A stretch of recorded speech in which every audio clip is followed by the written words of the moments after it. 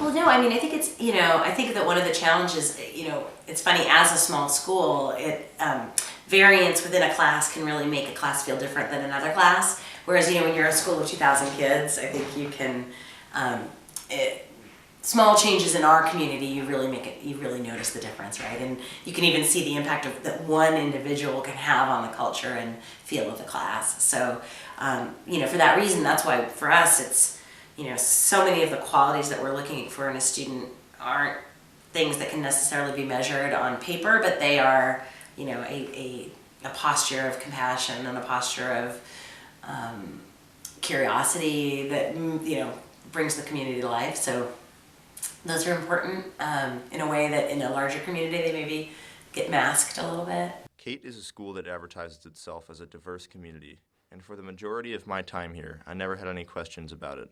I had friends from all over the country and the world, and there were plenty of ideas to challenge my own. My understanding of what diversity is at Cate was shaken somewhat during a conversation I had with Mr. Mason on MLK Day. He brought up the analysis that our community is comprised of a critical mass of culture that is not representative of the entire country. I am paraphrasing, but my takeaways from that day's conversation were that while there are many unique individuals here, our cultural understanding of education and community are, by design, all essentially the same. In searching for a topic upon which to center my ethnographic project, I formulated a question inspired by that conversation. What is the meaning of diversity at Cate, and how has that meaning changed? I was curious to see what the opinions of 3 individuals in the admissions office were. Are we an academically homogeneous city on a hill, or are we more of a patchwork of different educational backgrounds? Mr. Mason agreed to sit down with me and discuss the topic of diversity at Cate. We discussed his role in diversifying the community, and we reviewed the importance of having a multitude of people from different backgrounds so that we may have different perspectives brought to the table. The conversation moved quickly away from reviewing the more conventional definitions of diversity and their applications to the Cate community. Mr. Mason brought up his view that Cate experiences a homogeneity of cultural backgrounds, which has led to the creation of a critical mass of culture. Here is what he had to say. I believe that there is a very homogeneous culture with which young people are coming to this community, therefore creating this culture, which is awesome for that huge mass of young people and adults. It's familiar, and when you're in communities and places and spaces that are familiar, it enables you and allows you to be free, and to do awesome and amazing and cool, really cool things. As we diversify this community, though, I always charge us to be reminded of the critical mass that is here, the critical mass of culture that is here, and to think about seeking out young people who and faculty members, for that matter, who may not mirror that, but have a lot of really valuable lessons and things to share with the world, and vice versa. So I think it's different, though, when you start to value for example, the learning experience that kids have before they come here. To assume that, like, for example, if my dad or mom or family takes care of me, if they're going to invest $30,000 plus a year since pre-kindergarten in my education, as a parent, and I don't have that kind of money, I never had that kind of money, but I know a lot of people who have. As a parent, there will be certain expectations at school report time, at award time, at anything that needs to be celebrated. I'm expecting it to be celebrated to the best of that community's ability, and to the best of the ability of all of the collective dollars that you've now accrued from all the full pay parents that are now paying for you to go there. So now, for a community like ours, a school like ours, to value that educational experience over another one that was not like that, like a public or charter or a homeschool experience or something else, I have issue with, because not for nothing, I don't quite, from all the years I've been doing this and all the schools that I've visited, are there benefits to independent education? Definitely. Do all students take advantage of that and grow within that in a rate that makes them far superior to those who didn't have it before them? No, not at all whatsoever. And so I think the kids, there are kids who can go through that experience and have a lot of things camouflaged, and they can appear and be propped up and be held up to look real, just like what an admission committee wants them to look like. And in reality, they're no different than another kid who you say, oh, they're not going to make it here, or they're going to struggle here, or this is going to be really tough for them. It's like, well, yeah, culturally it will be, because they didn't have a trip to Costa Rica in the 8th grade. They didn't, have a theater at their school. They didn't have smart boards and all this and the third. They didn't have at the end of the school, they didn't have a line of cars because moms were picking everybody from school. They didn't have all of that, yet. So that part, it'll be difficult for them. But the work, the grind, and the hard work and the grit that it takes to kind of get through a community like a school like this, I think they can do it. I feel that we're headed for a really a direction that's going to be beautifully marketable, and fit continue to attract the market that we attract, which has kept us open all these years. Yeah. I pray and trust that market has a change of mindset and lifestyle and ways of thinking, because that's going to dictate the change at Cate. Yeah. The change in independent boarding schools is not going to change, I don't think, drastically because of the institution itself, because there's we're so reliant on the 3% that the 3% needs to change. In our interview, Mr. Mason defined what diversity at Cate means to him, and how he believes that there ought to be a shift away from the critical mass of culture at Cate, so that we may continue to challenge ourselves to relate to different narratives as a community. I believe that the key to understanding what shifts are necessary in order to achieve this goal lies in developing a sociological imagination as a community. In my opinion, we must understand that the national system that feeds Cate's applicants pool is stratified, with a majority of independent school applicants, and this results in the homogeneity of culture mentioned by Mr. Mason. The sad part of this system is that it is inherently biased against students from more strained educational backgrounds that might be different from the conventional independent school applicant, who could potentially be valuable members of this community. The problem may be beyond the scope of Cate's institutional ability to remedy, and may be the result of a national problem of educational access inequality. I caught up with Mr. Powell to hear his insights.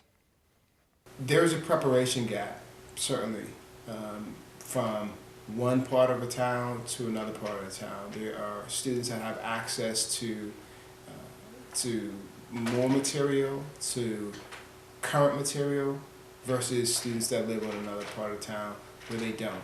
And that's just the economic realities of our society.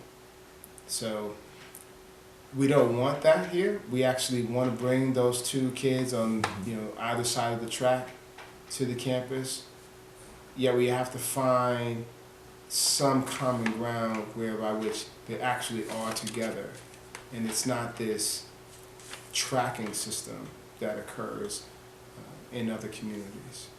And that's pretty difficult. How do we find the students that actually can come to Cate, take most advantage of Cate, and actually intersect while they're here?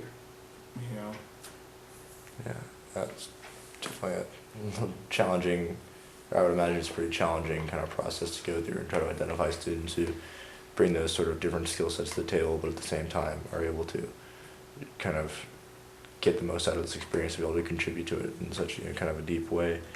And I guess, so do you think that there is kind of like, I guess like that sort of like homogeneity of kind of like sort of background as far as like approaches to education and those kind of things coming into Cate sort of across those different kind of spectrums? Because obviously Cate, by most measurable kind of metrics, is a very diverse community, but kind of, I guess, is a more abstract idea that it's sort of like homogenous in that sense. Did you agree with that, or just Right. conversation? Yeah. So the economics are a driver, in just our day-to-day reality. Again, not just at Cate, but in most places. And so those that are connected to means have access to the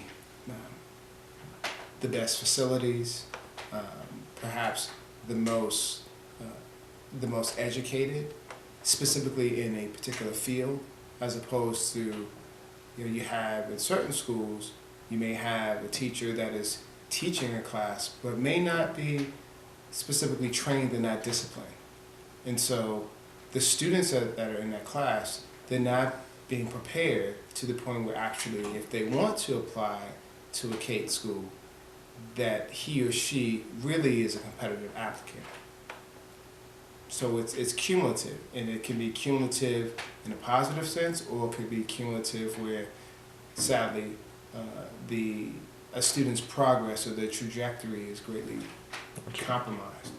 So is that just kind of a shortcoming in sort of kind of the education system that sort of is kind of, I guess, like beyond the hands, or sort of just beyond our hands kind of a deal? Right. Yeah. Right. So I mean, it's a much broader, larger systemic issue in terms of us being able to identify, again, students that are coming from very different places but have an equal degree of curiosity, right? An equal degree of kindness, right? Someone who wants to generally be around another person who's very different from them, exhibit that kindness, demonstrate that civility, but also live a life of curiosity. Not every 13-year-old is at that point anyway, but to find that 13-year-old and find a critical mass of those 13-year-olds that actually represent a broad swath of our world, that doesn't just fall off trees. This idea of a preparation gap reflects the shortcomings of the national education system that stratifies opportunities like Cate based on economic means of a community or a prospective family. The issue, as Mr. Powell put it, goes far beyond Cate's desire to be an inclusive multicultural community. The Cate Admissions Office strives to, for the most part, bring in classes of individuals who carry an assortment of different experiences and backgrounds with them. And as a result, Cate certainly has a multitude of unique and vastly different cultural backpacks amongst its student population. However, the ability to bring students from different educational backgrounds to the table, backgrounds other than the independent school community, still proves challenging.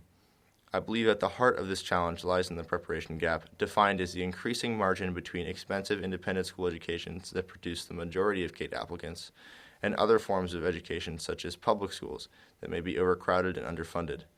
This is an abstraction and fails to account for other non-traditional forms of education such as homeschooling. I believe this assertion to be largely true in the context of Cate. These two different backgrounds possess two different cultures.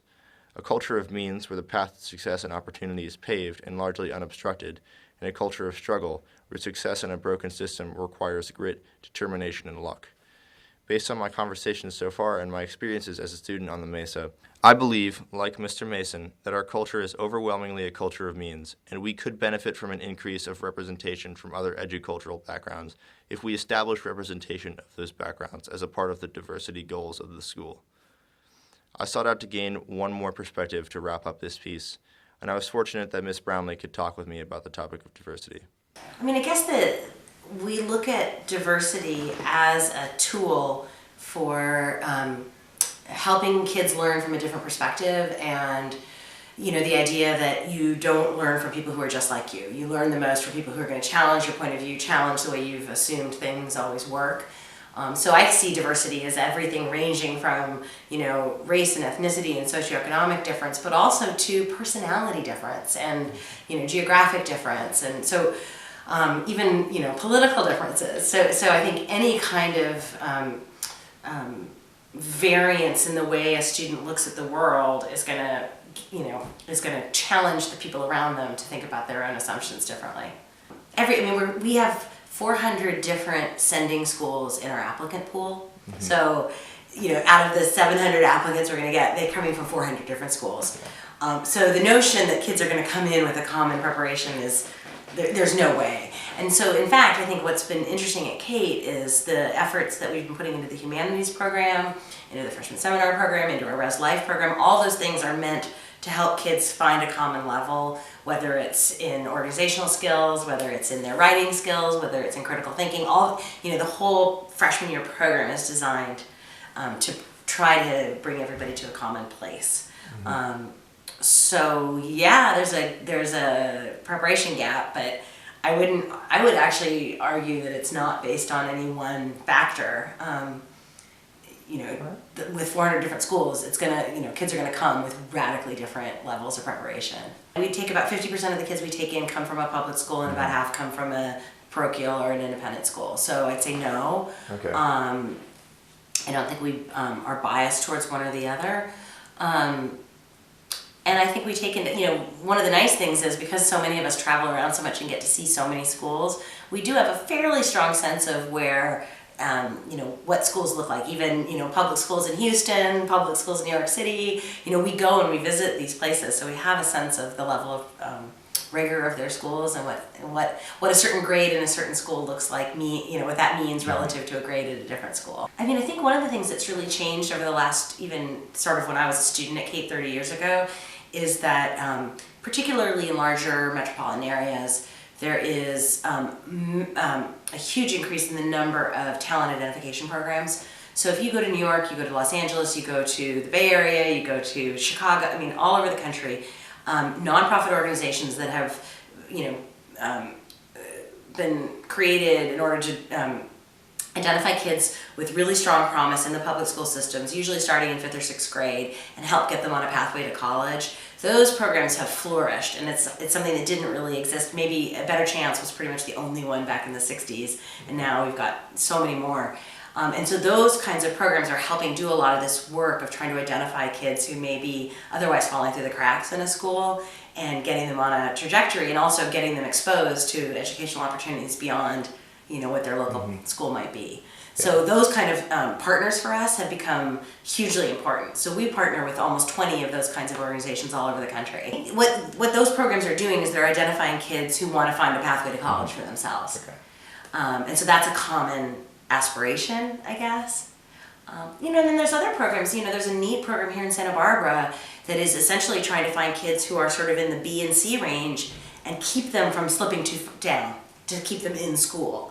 So that's obviously, that maybe isn't exactly the educational profile we're looking for, but it's still a service and a really important piece of keeping kids on track to graduate from high school. Okay. So there's a lot of, there's different kinds of support in place. We're looking for enough demonstration of academic success that we know that they'll be able to handle this program. So for us, actually, given the variance of all these 400 different schools we were talking about, looking at test scores is actually, it's just one factor, but it is sort of a leveling factor. Ms. Brownlee identified the steps that Cate currently takes to combat the preparation gap, highlighting that the Cate applicant pool is fed by over 400 sending schools and is broken down evenly among public and private schools. She identified the quantifiable representation of many different backgrounds from across the country and the world. Where Ms. Brownlee's statements seemed to differ from those of Mr. Powell and Mr. Mason was in questioning that Cate ought to seek out potentially underprepared applicants to be a part of the Cate community. Ms. Brownlee commended the partnership between Cate's admission office and over 20 educational access programs that identify promising potential applicants who might lack the means to access a Cate education. The one unifier between all these applicants and the rest of the applicant pool is a strong valuation of education and a desire to go to college. This is that critical mass of culture that exists at Cate. In my research, I have presented the opinions of 3 different people who are all hugely influential in establishing the diversity of a class at Cate. It is evident to me now that the state of diversity at Cate, particularly concerning its future and the necessity for more abstract forms of representation, is not so cut and dry. What is clear to me now is that the educational system of our country is flawed and fails many students who would otherwise be excellent members of the Cate community before they even have a chance to apply. In analyzing the state of diversity at Cate, we must acknowledge how far we have come and ask ourselves where we are going. As our means increase, should it be the goal of the Cate community to provide for representatives of a different culture that has been defined by a lack of educational opportunity? Or are we content with the critical mass of culture that is here? Should we change, or should the system change? Either way, it is important to recognize that our community, beautiful and diverse as it is, does not represent many cultural entities within this country.